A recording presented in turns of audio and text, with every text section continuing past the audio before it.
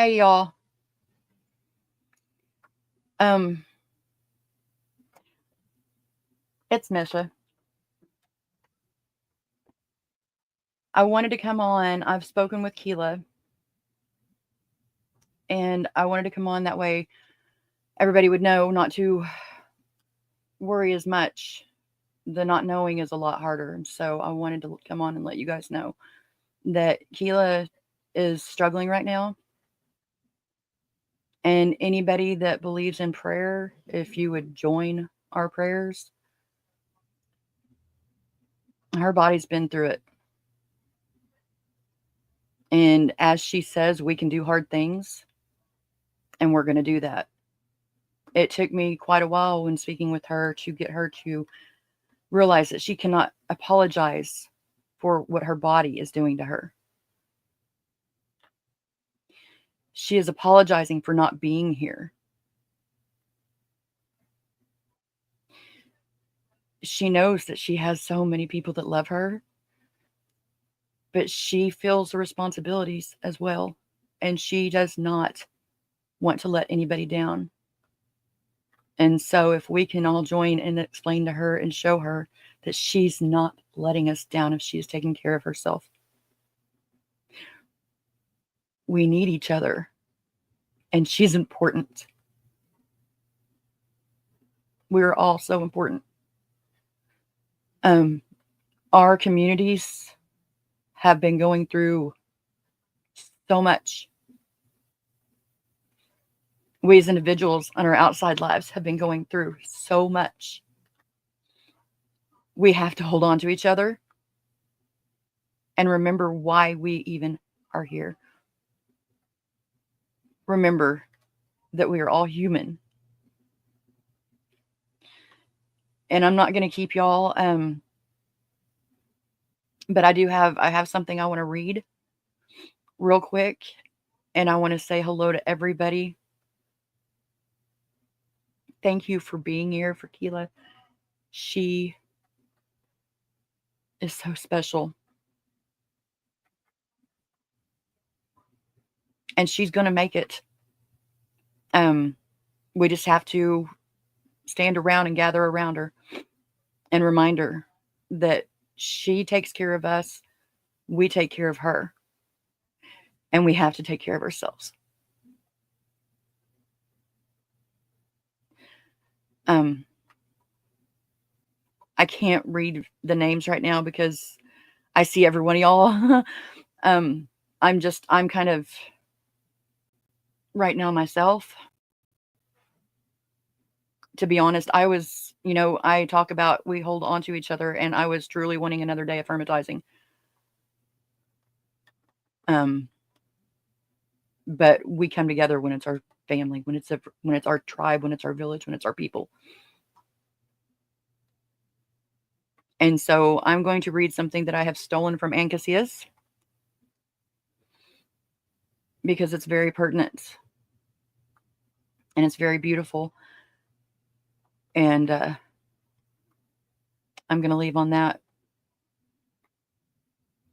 You were made for this. By Clarissa Pinkola Estes. My friends, do not lose heart. We were made for these times. I've heard from so many recently who are deeply and properly bewildered. They are concerned about the state of affairs in our world now. Ours is a time of almost daily astonishment and often righteous rage over the latest degradations of what matters most to civilized, visionary people. You are right in your assessments. The luster and the hubris some have aspired to while endorsing acts so heinous against children, elders, everyday people, the poor, the unguarded, the helpless, is breathtaking. Yet I urge you, ask you, gentle you, to please not spend your spirit dry by bewailing these difficult times. Especially do not lose hope, most particularly because the fact is that we were made for these times.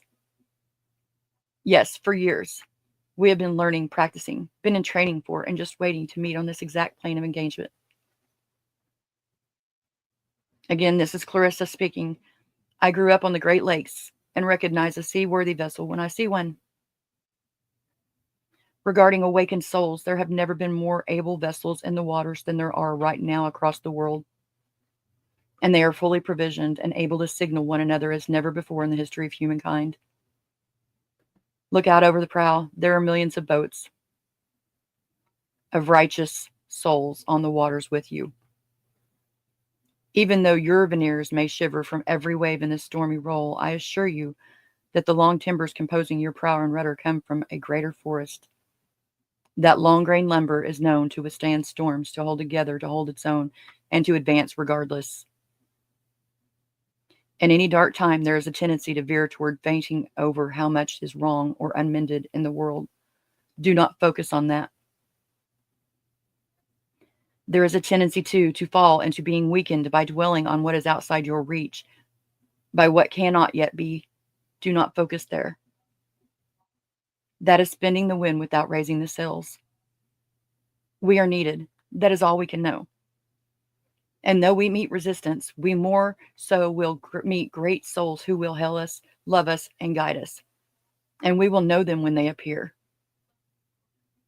Didn't you say you were a believer? Didn't you say you pledged to listen to a voice greater? Didn't you ask for grace? Don't you remember that to be in grace means to submit to the voice greater? Ours is not the task of fixing the entire world all at once, but of stretching out to mend the part of the world that is within our reach. Any small, calm thing that one soul can do to help another, to assist some portion of this poor, suffering world, will help immensely. It is not given to us to know which acts or by whom will cause a critical mass to tip toward an enduring good. What is needed for dramatic change is the accumulation of acts, adding to, adding more, continuing.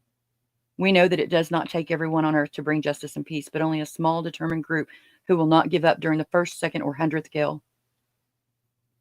One of the most calming and powerful actions you can do to intervene in a stormy world is to stand up and show your soul. Soul on deck shines like gold in dark times. The light of the soul throws sparks, can send up flares, builds signal fires, causes proper matters to catch fire, to display the lantern of your soul in shadowy times like these. To be fierce and to show mercy towards others, both are acts of immense bravery and greatest necessity. Struggling souls catch light from other souls who are fully lit and willing to show it. If you would help to calm the tumult, this is one of the strongest things you can do.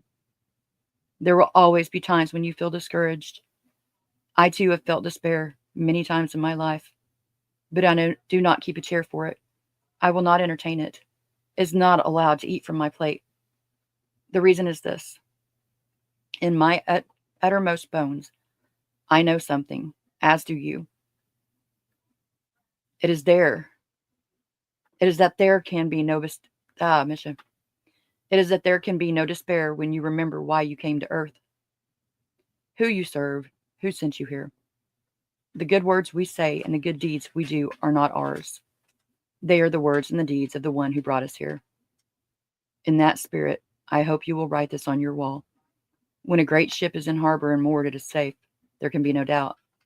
But that is not what great ships are built for. Again, that was by Clarissa Pinkola Estes. No matter who you are, no matter how things are, we have to remember that we are made for this. And we have to remember to act out of love instead of hate. And be there for those that we love. And I thank you guys for loving Keela through it. We're going to love her through it. I love you guys. Thanks for listening.